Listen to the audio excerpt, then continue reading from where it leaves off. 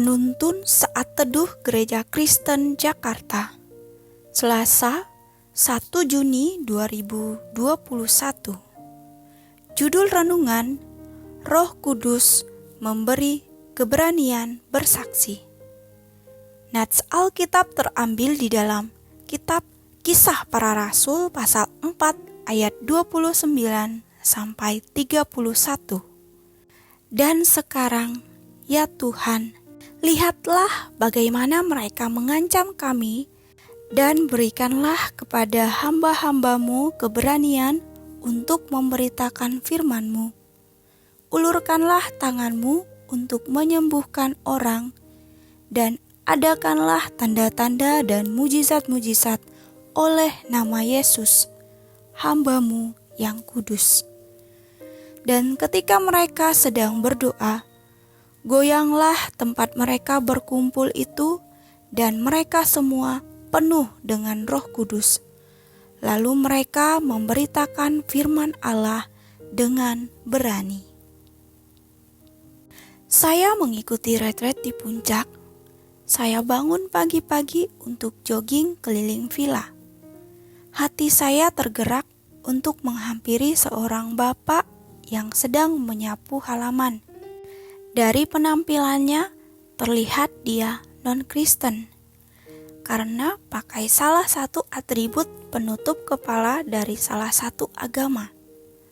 Setelah menyapanya, maka terjadilah perbincangan yang mendalam tentang keselamatan. Awalnya saya ragu-ragu, takutnya terjadi masalah. Namun sungguh di luar dugaan.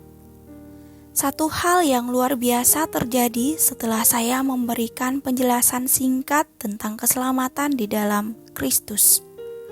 Saya menuntun Bapak ini untuk terima Yesus sebagai Tuhan dan Juru Selamat pribadinya. Ia tidak menolak. Kemudian saya mengajaknya untuk berdoa. Saya percaya semua ini terjadi karena kuasa dari Roh Kudus yang memberi keberanian untuk bersaksi. Dalam nats ini diceritakan situasi mengenai Petrus dan Yohanes yang mengalami tekanan dari Mahkamah Agama oleh karena mereka menceritakan bahwa dalam Yesus ada kebangkitan dari antara orang mati. Ayat 2-3.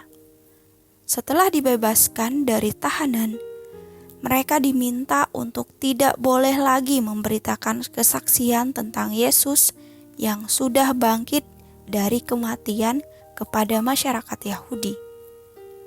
Petrus dan Yohanes sangat bertekad oleh keadaan ini. Maka pergilah mereka menjumpai teman-teman mereka dan menceritakan segala sesuatu yang dikatakan oleh imam-imam kepala dan tua-tua kepada mereka.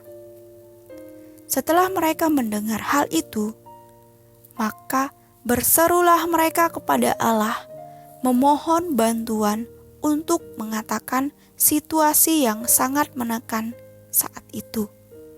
Ayat 29-30. Setelah mereka berdoa, terjadilah hal yang luar biasa. Mereka semua dipenuhi oleh Roh Kudus.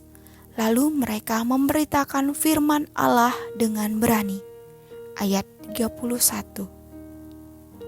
Memang dalam situasi yang sulit, adanya tekanan dari pihak-pihak tertentu dapat menghalangi kita untuk bersaksi tentang Tuhan kepada orang lain.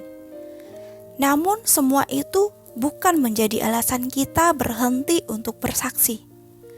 Pekerjaan Roh Kudus tidak dapat dibatasi oleh siapapun dan situasi apapun juga. Seperti Roh Kudus yang dapat memakai para murid untuk bersaksi tentang Kristus, meski diancam dan diperhadapkan dengan berbagai situasi sulit.